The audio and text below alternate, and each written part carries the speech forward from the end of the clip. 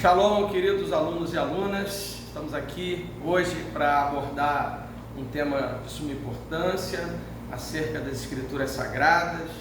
Iremos falar sobre o livro de Atos dos Apóstolos, ou Atos do Espírito, como alguns especialistas do Novo Testamento costumam dizer e apresentar esse livro.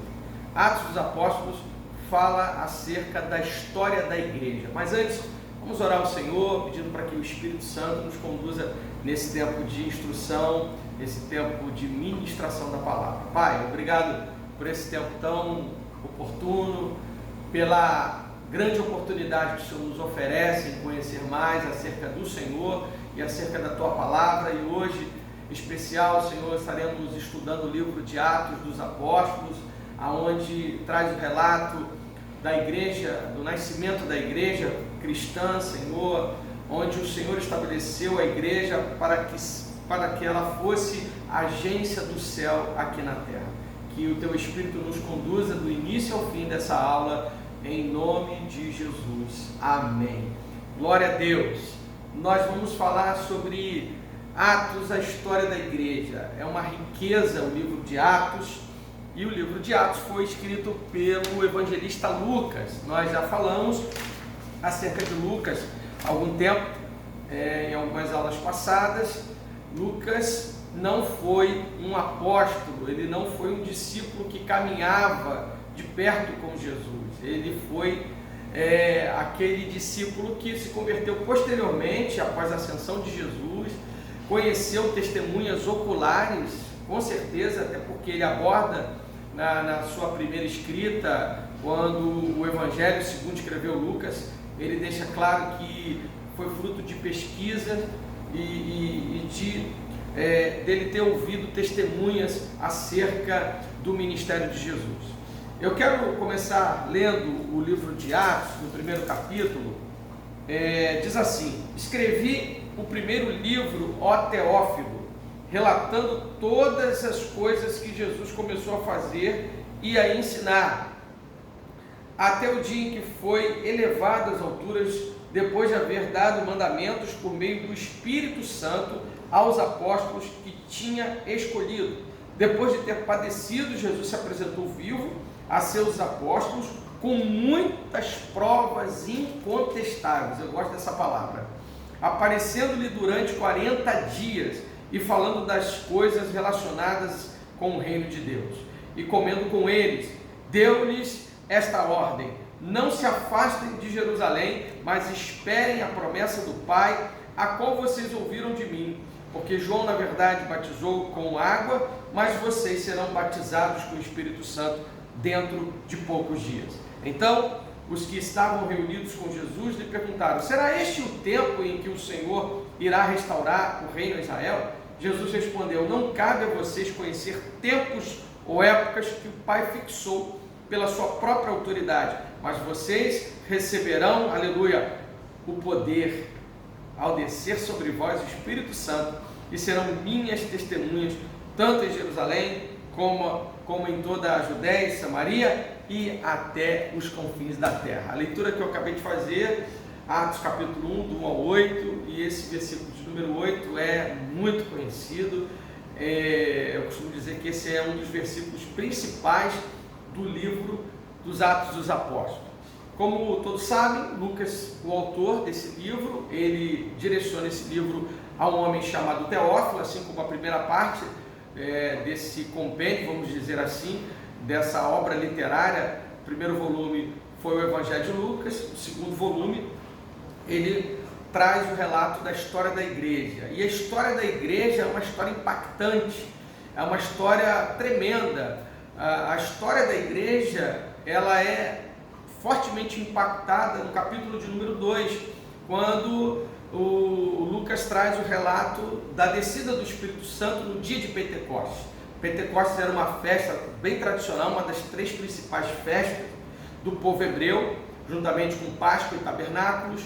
Era considerada, chamada a festa da colheita, e justamente nesse dia o Espírito Santo o Pai decidiu liberar o Espírito Santo para impactar a igreja, impactar a vida dos apóstolos, mudar a vida dessas pessoas, levantá-los como arautos do rei, como pregadores do reino de Deus, e é exatamente isso que acontece no capítulo 2. A inauguração da igreja, conforme o texto diz, a descida do Espírito Santo, e a partir desse momento, tudo que acontece no livro de Atos dos Apóstolos, todo o registro do livro de Atos, fala acerca da história da igreja e como esses homens foram impactados, e eles também foram instrumentos de impacto na vida dos habitantes de Jerusalém, depois de outras cidades ali nas cercanias, e também as nações.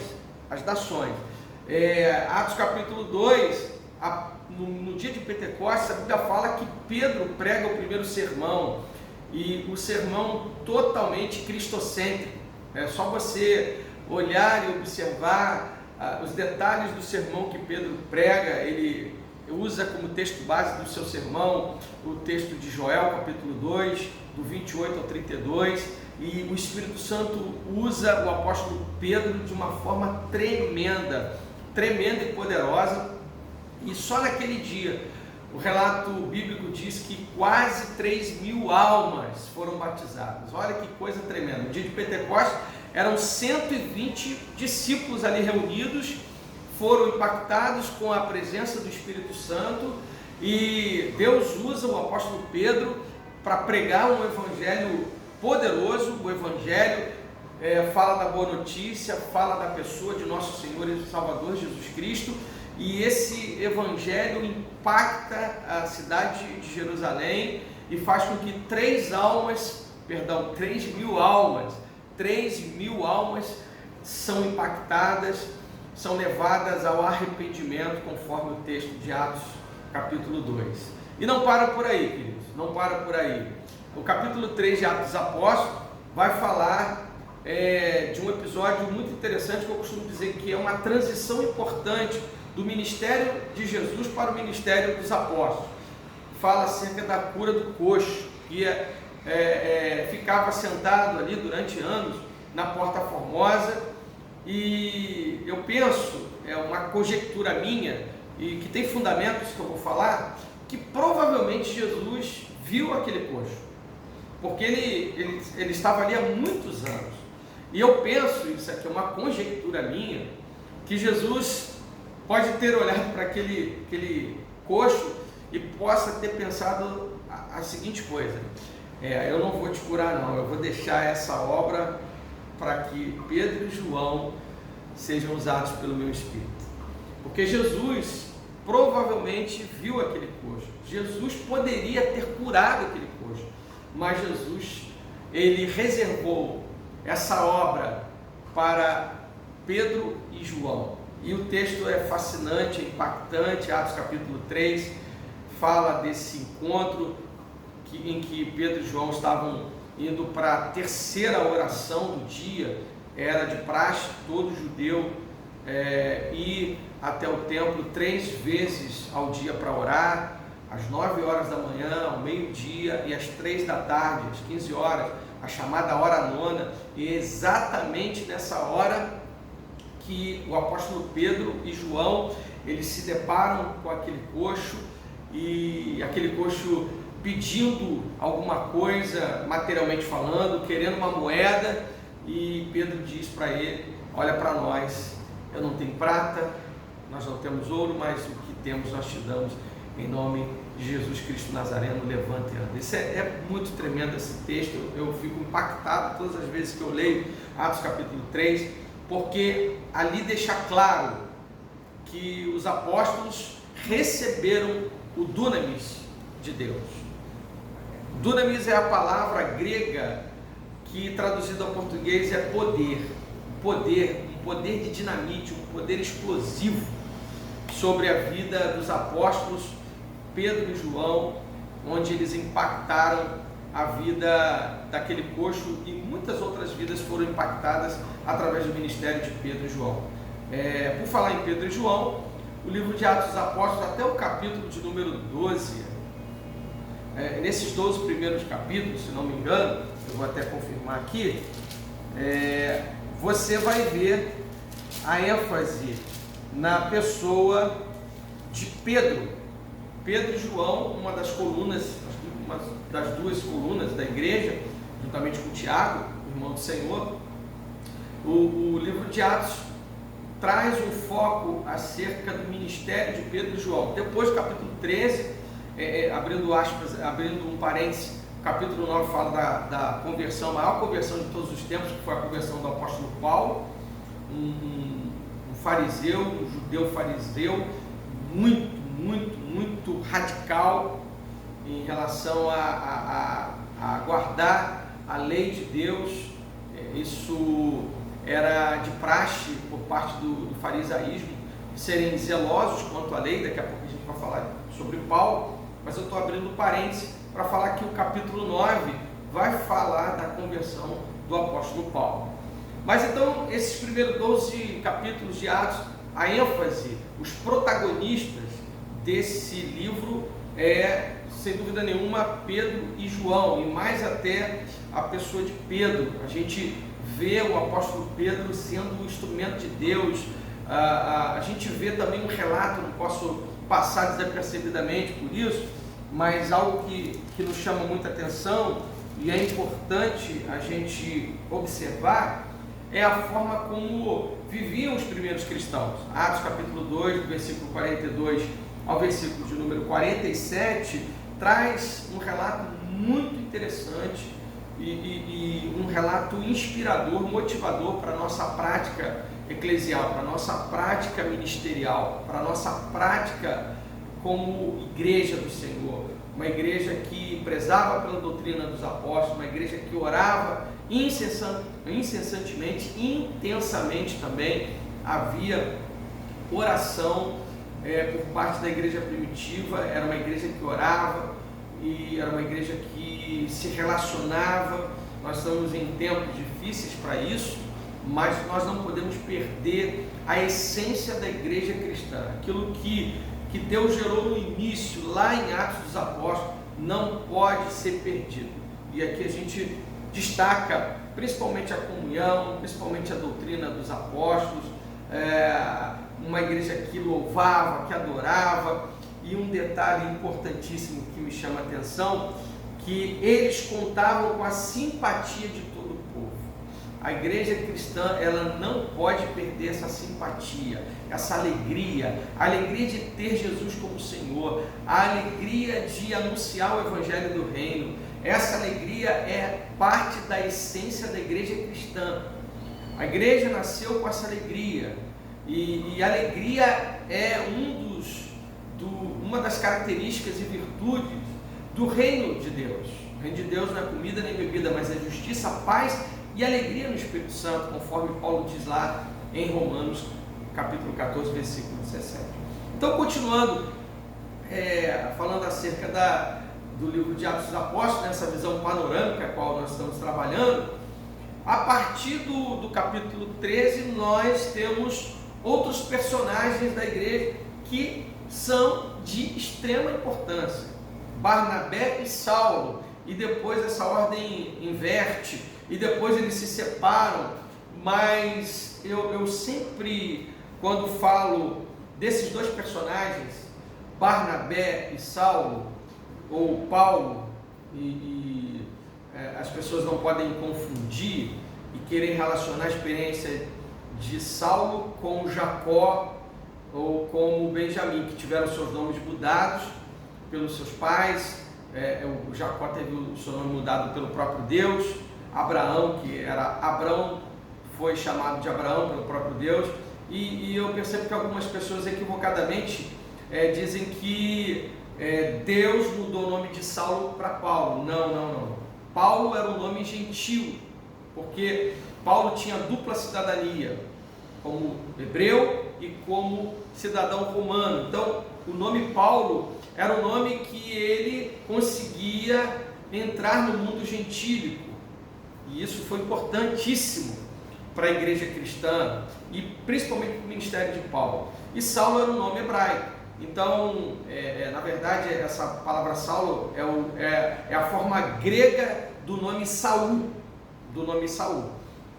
Então, não confunda e nunca fale que Deus transformou Saulo em Paulo. A transformação de Paulo não está na mudança do nome, mas na mudança da postura, na mudança dele, que era perseguidor da igreja, conforme Atos capítulo 8, a gente vai ver Saulo perseguindo ferozmente, caçando cristãos. Esse é um termo bem adequado para a figura de Paulo, para a figura de Saulo, até então, no capítulo 8. Só que no capítulo 9, traz a nós uma experiência fantástica, maravilhosa, impactante, que Deus proporciona ao apóstolo Paulo. E ele, através dessa experiência, ele vai declarar que nesse encontro ele foi chamado para ser apóstolo. E Paulo enfrentou muitos problemas com relação a esse título que ele mesmo designava, e ele declarava que esse título o próprio Deus havia dado a ele. Mas esse não vai ser o nosso foco de estudo. O foco de estudo com relação a Paulo e agora um pouquinho sobre Barnabé, eu costumo dizer o seguinte: quem gerou, espiritualmente falando, quem foi o pai espiritual, o discipulador de Paulo foi Barnabé. O texto bíblico, lá em Atos capítulo 10, capítulo 11, principalmente capítulo 11, a gente vai ver que Barnabé foi o único que teve coragem, porque a fama de Saulo não era boa. Havia desconfiança muito grande por parte da igreja primitiva com relação à conversão de Saulo. E Barnabé foi o único que teve a coragem de abraçar Saulo diante dessa situação e cuidar de Saulo e discipular Saulo e prepará-lo para o ministério.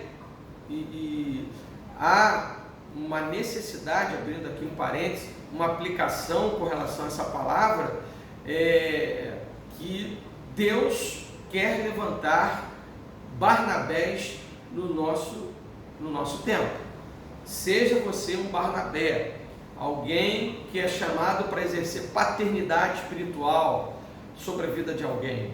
E Barnabé faz isso com excelência, porque Saulo arruma um tumulto em Jerusalém, é mandado para Tarso, até que chega um dia em que Barnabé é enviado a Antioquia, e a igreja está crescendo, a igreja está começando a experimentar um avivamento, não só lá em Jerusalém, mas em Antioquia. A Bíblia fala que Deus estava movendo de uma maneira tremenda, extraordinária, e Barnabé é enviado pela igreja de Jerusalém para verificar o que estava acontecendo lá.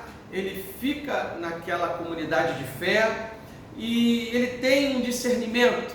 Eu amo essa passagem de Atos capítulo 11, porque a Bíblia diz que Barnabé vai atrás, versículo 25 do capítulo 11, depois Barnabé foi a Tarso à procura de Saulo.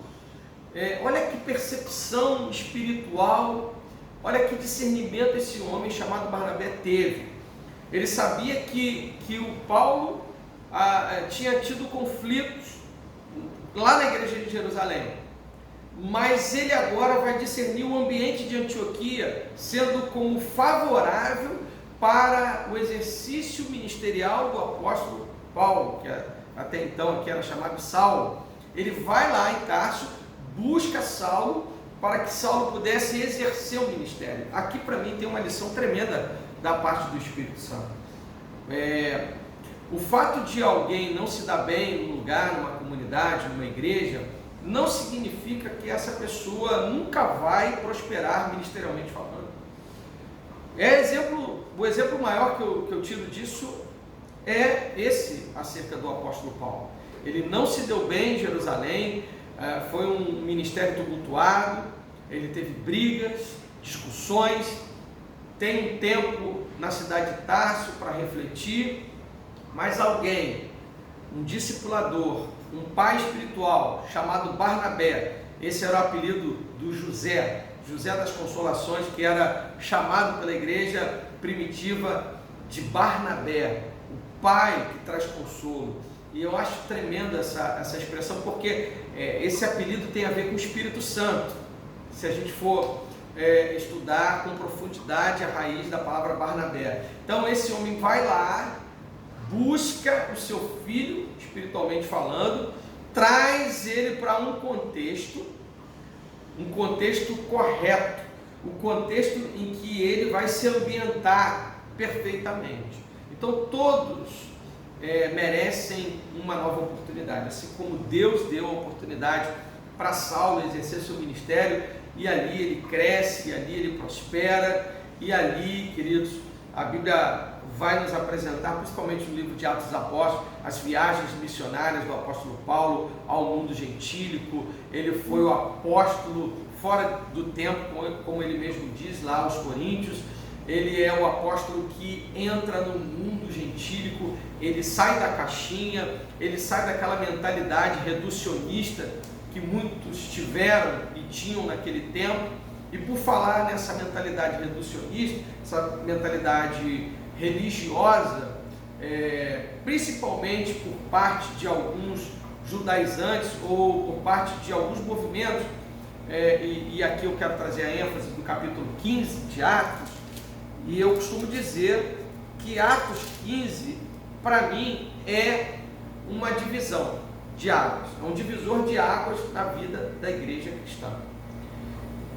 Se a decisão de Atos 15 fosse o contrário do que ela foi, provavelmente nós não estaríamos aqui. Eu quero que você reflita muito no capítulo 15 de Atos e trace como paralelo Gálatas capítulo 2, que é o pano de fundo para o texto de Atos 15, que vai falar, eu quero ler aqui, do primeiro concílio da igreja cristã, para decidir algo muito sério acerca da circuncisão. E o texto diz assim: alguns indivíduos que foram da Judéia para Antioquia ensinavam os irmãos: se vocês não forem circuncidados segundo o costume de Moisés, não podem ser salvos. Tendo surgido o conflito e grande discussão de Paulo e Barnabé com eles, foi resolvido que esses dois e mais alguns fossem a Jerusalém, aos apóstolos e presbíteros, para tratar dessa questão. Encaminhados, pois, pela igreja, atravessaram as províncias da Fenícia e Samaria, e narrando a conversão dos gentios, causaram grande alegria, aleluia, a todos os irmãos. Quando chegaram a Jerusalém, foram bem recebidos pela igreja, pelos apóstolos e pelos presbíteros, a quem relataram tudo o que Deus havia feito com eles. Mas alguns membros do partido dos fariseus, que haviam crido, se insurgiram dizendo: é necessário circuncidá-los e ordenar-lhes que observem a lei de Moisés. Então, qual era a proposta desse grupo de fariseus? Eles queriam que todos os novos convertidos do mundo gentílico, do mundo pagão, os gentios são os não-judeus, os cristãos de outras nações que estavam se convertendo, no entendimento desse movimento, do movimento partido dos fariseus, eles entendiam que essa pessoa ela tinha que passar pela filtragem da circuncisão, pelo rito da circuncisão, melhor dizendo. Então, na mentalidade deles, o sacrifício de Jesus não era suficiente. Eles queriam colocar, inserir mais alguma coisa. E Paulo, ele refuta isso. O capítulo 2 de Gálatas é ótimo para a gente entender e elucidar melhor essa discussão. Eu quero recomendar a você que você leia Atos capítulo 2, o embate que Paulo tem com Pedro. Paulo bate de frente com Pedro, e ele traz ali um arcabouço da teologia cristã, da teologia da graça, falando da suficiência da graça, do poder da graça, refutando essa ideia religiosa, essa ideia de que todo cristão do mundo gentílico que se convertesse ao cristianismo, todas as pessoas que se convertessem, elas deveriam ser circuncidadas, os homens. Então, era como se fosse um neo-judaísmo, e não era isso, a proposta não era essa. E graças a Deus que, sob a liderança do bispo de Jerusalém, Tiago, a igreja tomou uma decisão de recusar essa proposta religiosa, essa proposta em que reduziria, com certeza, fecharia o evangelho. Eu fico pensando que, meu Deus do céu, se a decisão fosse ao contrário, provavelmente, volto a dizer, muitos de nós não estaríamos aqui hoje como cristãos, como cristãs, pregando o evangelho no reino de Deus. Então, o livro de Atos dos Apóstolos vai relatar as viagens missionárias do apóstolo Paulo. Lucas também foi um companheiro de viagem, esse que escreve o livro de Atos. Ele participou dessas empreitadas, dessas viagens missionárias, onde o apóstolo Paulo foi usado por Deus para abrir igrejas em várias partes do mundo, na Europa, na Ásia Menor. Deus usou poderosamente o apóstolo Paulo, e Paulo é uma referência sem dúvida, mesmo não tendo sido um apóstolo como Pedro, que caminhou por 3 anos e meio aproximadamente com o mestre, como João também, como os outros que caminharam com Jesus, que foram testemunhas oculares. Isso não tira esse peso que Paulo teve de responsabilidade, de exercer um ministério de excelência, de ter sido um dos maiores escritores das Sagradas Escrituras. A quantidade, 13 cartas paulinas, Paulo escreveu. Gente, isso é maravilhoso, e ele diz que tudo aquilo que ele escreveu não é fruto da sua sabedoria, da sabedoria humana, é tudo debaixo de revelação, de direcionamento de Deus. Então Paulo é uma referência, até porque ele, quando diz para que a igreja fosse imitadora dele, ele diz assim: sede meus imitadores como eu sou de Cristo. Então eu não estou falando de paulinismo, eu estou falando de cristianismo.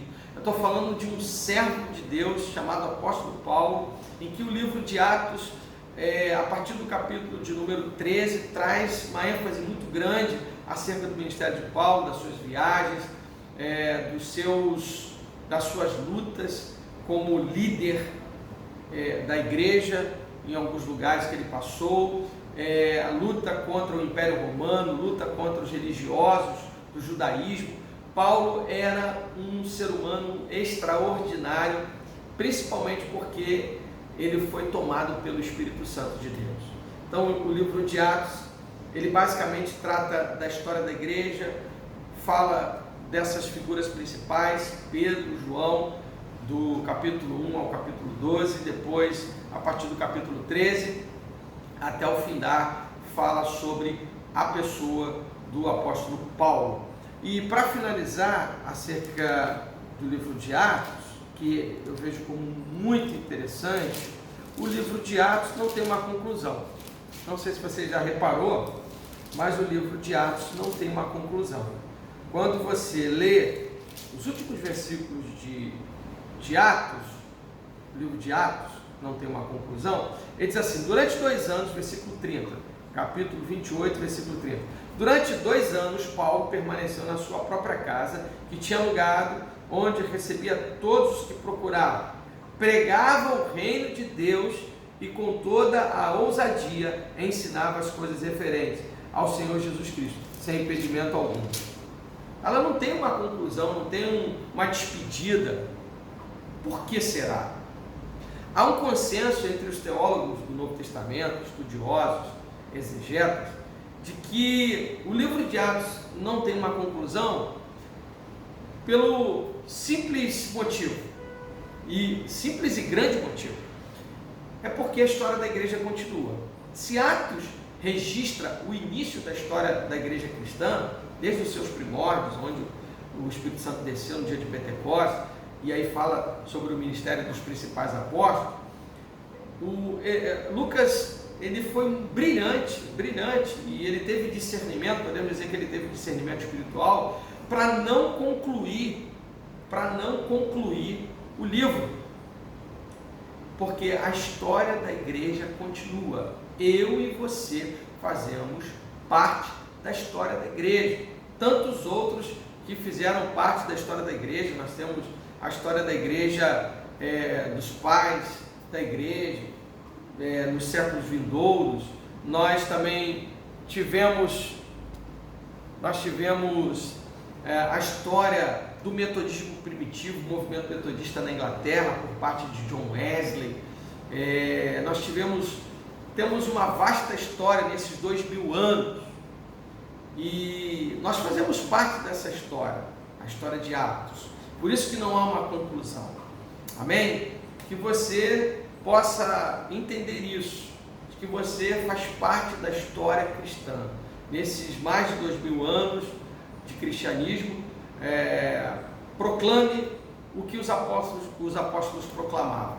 O evangelho que eles proclamavam era claro, era o evangelho do reino de Deus.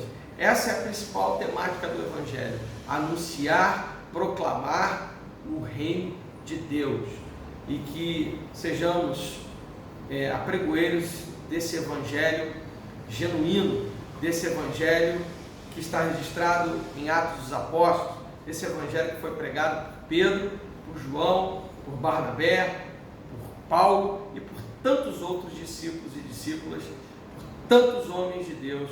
E nós estamos aqui para dar continuidade à história da igreja. Eu quero orar por você nessa hora, para que o Espírito Santo nos use como instrumento para a nossa geração. Que a nossa geração seja uma geração que cause impacto, que deixe um legado lindo de fé para as próximas gerações. A Bíblia mostra um Deus de gerações. Eu sou o Deus de Abraão, de Isaac e de Jacó. É o nosso Deus. É o Deus que quer que gerações proclamem Ele. Como o salmista declara: uma geração louvará a outra geração o quê? Os feitos do Senhor. Então, sejamos nós instrumentos dele para anunciar o evangelho do reino de Deus. Vamos orar, vamos agradecer ao Senhor por esse tempo. Se aprofunde no estudo das Sagradas Escrituras, leia o livro de Atos, releia o livro de Atos, esteja atento e veja tudo aquilo que o Espírito Santo fez através daqueles homens lá atrás. E o mesmo Espírito que está aqui hoje, comigo, contigo, ele é poderoso para fazer infinitamente mais de tudo aquilo que pensamos e pedimos, segundo o poder dele que opera em nós. Oremos ao Senhor. Pai Santo, Pai Celestial, eu te dou graças por esse tempo de aula, de ministração da Tua Palavra. E hoje, Pai, nós estudamos acerca do livro de Atos, que verdadeiramente cada, ó Deus, experiência registrada no livro de Atos